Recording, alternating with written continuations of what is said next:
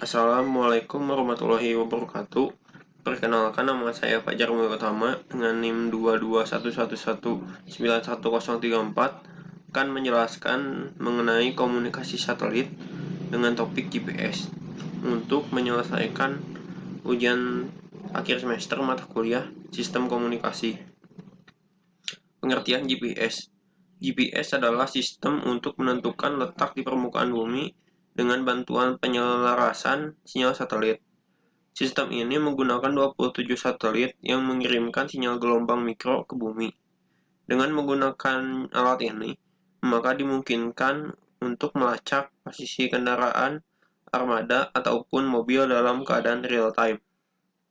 Selain GPS, ada beberapa sistem navigasi satelit yang serupa, yakni seperti GLONASS milik Rusia, Galileo milik Uni Eropa, dan IRNSS milik India.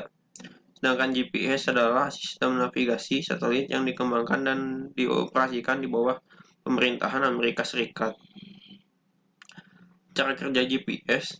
Sistem GPS terdiri dari 3 bagian, yaitu satelit di angkasa, stasiun pengendali di bumi, dan receiver alias perangkat menerima sinyal satelit seperti smartphone. Ketika mengorbit satelit, GPS memancarkan sinyal unik dan parameter orbit untuk ditangkap oleh receiver di bumi. Alat receiver menghitung jarak antara dirinya dan satelit GPS dengan mengukur waktu yang dibutuhkan untuk menerima sinyal dari masing-masing satelit. Informasi jarak ini kemudian bisa dipakai untuk menentukan posisi receiver di bumi melalui teknik trilateration, yaitu mencari titik persilangan di antara radius jarak minimum 3 satelit GPS terdekat. Untuk menentukan lokasi dan melacak pergerakan garis bujur dan lintang, receiver membutuhkan sinyal dari 3 satelit. Dengan 4 satelit atau lebih, bisa dilakukan pelacakan posisi secara 3 dimensi, garis bujur, lintang, dan ketinggian. Satelit-satelit GPS berada dalam konstelasi yang mencakup seluruh permukaan bumi. Karena itu, di lokasi manapun di planet ini, receiver selalu bisa melihat dan mendapatkan sinyal dari setidaknya 4 satelit GPS di langit. Usai mendapatkan informasi lokasi, receiver pun bisa menghitung berbagai hal seperti kecepatan, arah, jarak dan tujuan, dan lain-lain. GPS biasanya bisa melacak posisi receiver dengan akurat hingga radius 10 meter atau kurang. Faktor yang mempengaruhi akurasi GPS. Karena alat GPS bergantung pada satelit, maka sinyal satelit menjadi sangat penting. Alat navigasi berbasis satelit ini tidak dapat bekerja secara maksimal ketika ada gangguan pada sinyal satelit. Beberapa hal yang mempengaruhi akurasi GPS antara lain hutan. Makin lebat hutannya, maka makin berkurang sinyal yang didapatkan. Air, lalu kaca mobil, terutama yang mengandung metal, alat-alat elektronik yang dapat mengeluarkan gelombang elektromagnetik, gedung-gedung. Tidak hanya ketika di dalam gedung, berada di antara 2 gedung tinggi juga akan menyebabkan efek seperti berada di dalam lembah. Sinyal yang memantul.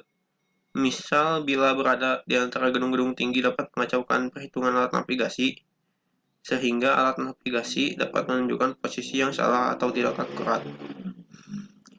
Metode penentuan posisi dengan GPS. Secara garis besar, metode penentuan posisi dibagi menjadi 2, yaitu metode absolut. Metode absolut adalah menentukan posisi hanya berdasarkan pada satu receiver saja. Ketelitian posisi dalam beberapa meter tidak berketelitian tinggi dan pada umumnya hanya digunakan dalam keperluan navigasi. Lalu metode relatif. Metode relatif adalah menentukan posisi dengan menggunakan minimal 2 receiver atau lebih. Satu receiver dipasang pada lokasi tertentu yang telah diketahui koordinatnya dan terus-menerus menerima sinyal dari satelit sebagai referensi sebagai receiver yang lainnya, sehingga metode ini memberikan ketelitian yang lebih baik daripada metode absolut. Tipe alat receiver GPS. Terdapat 3 macam tipe alat GPS, dengan masing-masing memberikan tingkat ketelitian posisi yang berbeda. Pertama, tipe navigasi. Tipe navigasi memiliki ketelitian posisi saat ini baru mencapai 3-6 meter.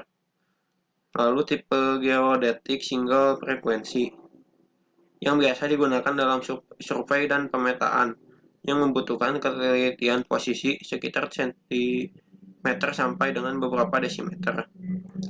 Yang ketiga, tipe geodetik dual frekuensi, yang dapat memberikan ketelitian posisi hingga mencapai milimeter. Sekian penjelasan GPS dari saya. Mohon maaf bila ada kesalahan kata. Wassalamualaikum